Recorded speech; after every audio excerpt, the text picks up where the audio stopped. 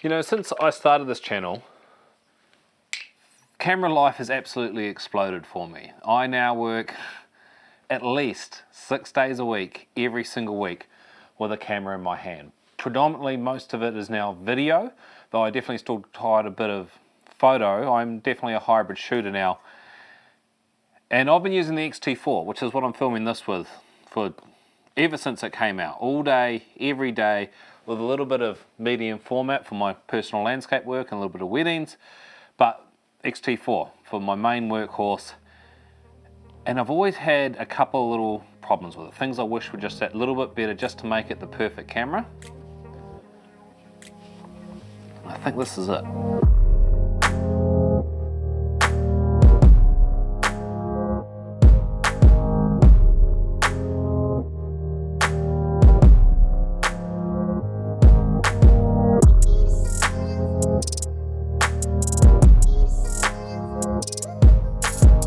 Hi guys, my name's Thomas Busby. Welcome to a camera review. To start things off, I'm going to quickly smash out a few boring facts, standard facts about this camera.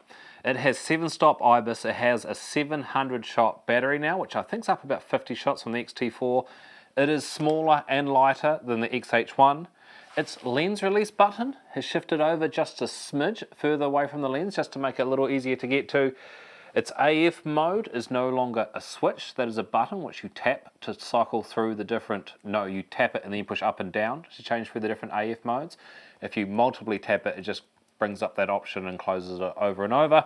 And it now has an SD and a CF card slot, which has got some pros and cons. But for me, I consider those the kind of the boring facts.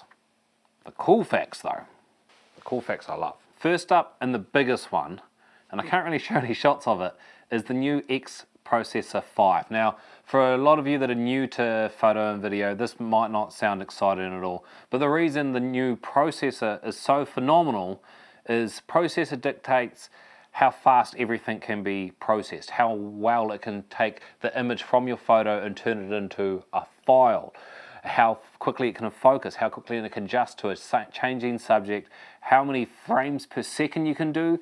It speeds up everything. And straight away, even just from using the menu, I noticed a speed difference. But that processor has made a huge difference. It has taken the Fuji system, which for me, autofocus especially, has always been good enough, to now great, to where I really wanted it to be. That new processor is a huge step up. 40 frames per second, blackout free, continual shooting. That's actually only the sound of 15 frames per second. The 40 frames per second requires a CF card. It requires electronic shutter only, but it is still at 8,000th of a second. Still very fast. With mechanical shutter, what I was just doing then, it is 15 frames per second, which is faster than I ever want to do. My personal taste is around 7 or 8 frames per second. 15's a lot if I'm doing a little bit of wildlife, but 40, it's there. That's faster than you need for video, and apparently the buffer speeds out of it are phenomenal, but it does require that CF card to unlock the 40 frames per second blackout free. Now the eyepiece in general actually is a nice little step up from the X-T4. It is now 120 frames per second, where the X-T4 was 100 frames per second. It is 0.8 times magnification, where the X-T4 was 0.75, and it's about 2 million pixels more detail inside of it. So I think it's like 3.69 is what the X-T4 was, and this is now 5.75 million pixels. So it's faster, it's bigger, and it's a hell of a lot clearer. Awesome. This is a real minor one, but they've upgraded the next lugs. Remember, all Fuji neck lugs used to be this metal chunk on the side of the camera here, which you had to put these little triangle bits through and then attach your neck strap to, or however you wanted to. Now, it's actually flat, it's sleek, it's built in, and it's a piece of cake to change. That's such a small thing, but I really like the look of it. But practically wise, it's so much better, it's so much stronger. Good change, good upgrade. Another thing I didn't like on the X-T4 was the port covers. They were like this one here, where it's kind of like it flaps around a little bit and kind of sits in the way. It's not a biggie, but now the port covers are far more like doors, where they actually open and stay open and they're solid. And speaking of which, as far as ports go, this is huge. a full-size HDMI. For those that are just into photography, you won't care, but as I like to live stream a lot, straight to a laptop say, full-size HDMI is just so much easier. It's not that there's anything wrong with the micro HDMI and the previous ones, it's more just the cable that you plug into it is so weak and unreliable and easy to break, and just the strength of the own cable's weight can bend that over time. So full-size HDMI is fantastic. Plus it's got headphones and microphone all in one, and I kind of showed it before, still the USB-C port. Now on this USB-C port here, I haven't heard anything official, but I can see two little like screw holes, which makes me think there's going to be like an adapter to go into that USB-C, which will screw in to securely hold something in place. Now another nice thing about these ports here, especially the headphone and microphone, when I used to vlog on the X-T4, when I had the screen open, these ports here would cover the audio bar, so I couldn't see my sound levels when talking to the camera. Now, the audio levels are just below it, these ports are just above it if you've got them open. You'd at least have the microphone one, so the headphone one is closed, which is even better because the microphone can come straight off into there. And so you can see the whole screen while vlogging. No, you might not use this for vlogging, but awesome. That was actually my personal peeve. I never heard anyone else complain about that, but I complained about that. Only on the video, never to Fuji personally, so if you're watching Fuji, thanks, I appreciate that. I don't vlog anymore, sorry, but cool. I like those little considerations. It lets you use some features if you wanted. Now, some of you will have noticed this style flippy screen. I know it's not for everybody. As a video shooter, I absolutely love it. I very often am, say, doing still like product photography and I'm in front of it and I don't want to grab a whole monitor to set up just to see what I'm doing. It's so nice just to spin this round, compose my shot quickly, tweak light and shoot rather than have to have an external monitor or keep walking back and forth. So I know that's not for everybody. As far as the landscape photography sense goes, I don't really like it. I prefer the older X-T3 one, which just folds out. I keep grabbing my 50R. I like this style for landscape photography. I reckon that's perfect. But for video, for so much of my actual job as a working professional now, that style flippy screen is much better. Now when it comes to video, there's a lot I've got to remember here. There's some huge upgrades. 6.2K at 30 frames per second. 4K 120 frames per second. I also noticed that in here there is an option for XLR audio connection somehow. I've heard nothing from this. I've just seen it in the menu. Fuji don't tell me anything, and at the time of recording this haven't announced anything. They haven't even announced this camera yet actually. But very, very cool if there's going to be XLR adapter of some sort. Maybe that's actually what that USB-C, the little screw ports there are. If there was a USB-C that screwed in real secure and gave you XLR connection, that'd be cool. Maybe heard it here first, or Fuji will announce it before I'm allowed to post this. Apple ProRes, but that requires a CF card, which is no biggie, or you can still do Apple ProRes to an external recorder. You can record at 720 megabits per second, plus it also has F-Log2, so there's F-Log1, F-Log2. Now the difference is, I had to ask Fuji about this, between F-Log1 and F-Log2. F-Log1 gives you roughly 12 plus stops of dynamic range. F-Log2 gives you 14 plus stops of dynamic range, plus reduced rolling shutter. However, that's only at 30 frames per second or slower. If you jump up to 60, 120 or 240 frames per second at F-Log2, it drops down to 13 plus stops of dynamic range. You lose a little bit of dynamic range, but it's better in every other regards. However, the minimum ISO for F-Log2 is 1200 ISO, so you will get more noise, so you will need to learn, and it's noticeable amount of noise, how to do some good noise reduction, but the dynamic range out of it in situations you need it, fantastic. And less rolling shutter.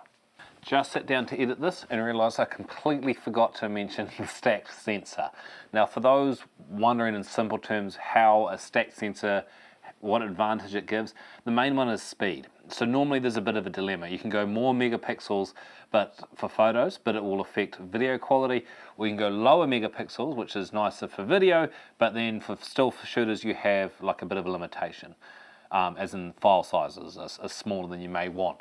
Now a stack sensor pretty much can separate this, so you can have high megapixels without it affecting video, like say rolling shutter, especially just in detail. And you can get all that information from the sensor quickly. So rolling shutter is caused by the sensor's read from left to right, top to bottom, roughly.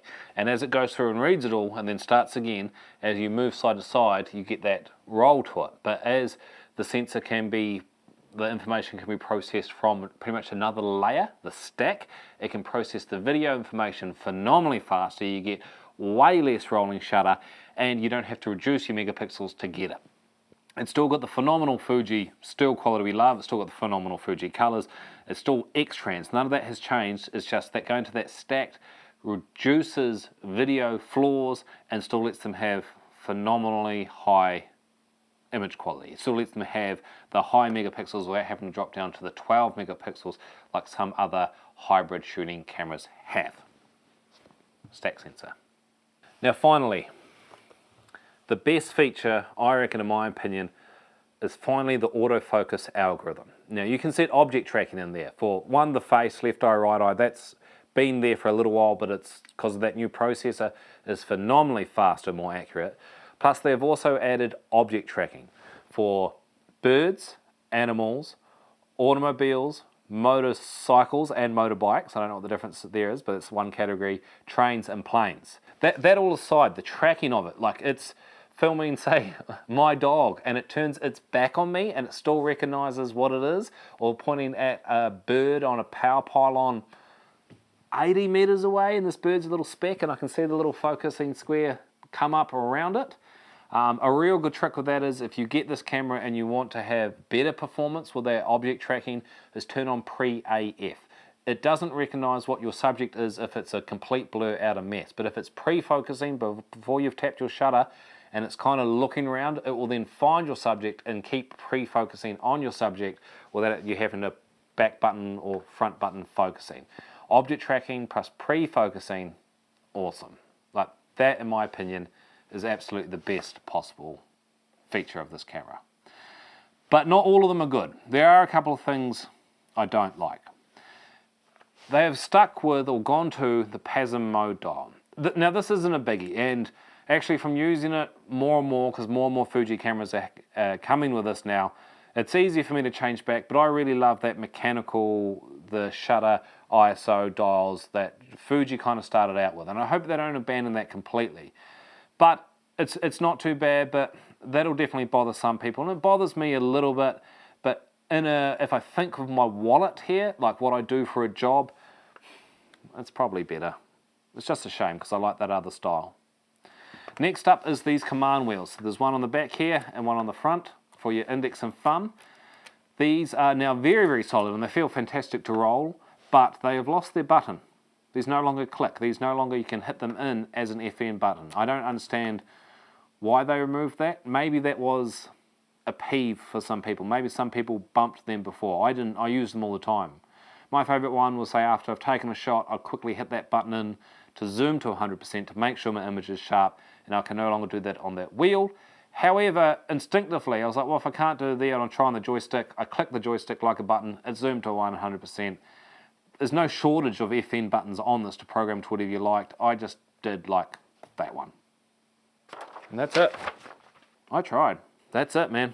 That's the only things I can find wrong with this camera. For those that love the little hair trigger on the X-H1, how it's a bit more sensitive, this, in my opinion, isn't as sensitive as I remember the X-H1 shutter button being, but is more sensitive than the X-H2s shutter button. So it's, for me, I actually loved it. I have bumped it every once in a while and start and stop recording, but it's for the photographer side of it, that plus the algorithm, plus, I don't know if this existed in my X-T4, I need to actually go through and check, but you can now also pre-shoot. I know quite a few other cameras have had this, where it will start saving shots when you, I believe it's when you half press it to focus, it starts saving and then deleting them, and then when you finally press it all the way to start capturing images, it actually remembers a few from before you pressed it. That's existed for a while in other brands, maybe Fuji's had it for a while, but I noticed it in here. Everything else, let's say the image quality, it's as good as it's ever been, but more importantly, it's got everything I've wanted upgraded from the X-T4. Mostly that focusing speed, plus 4K 120. My name's Thomas Busby. If you have found this informative and helpful, please hit a like, share. Subscribing helps so much. You don't have to pay a cent. Just clicking a button is all you have to do to help me keep this channel going. Thank you very much for following along. If you have any questions, please leave them down in the comments below. But otherwise, guys, until next time, I'll catch you next time.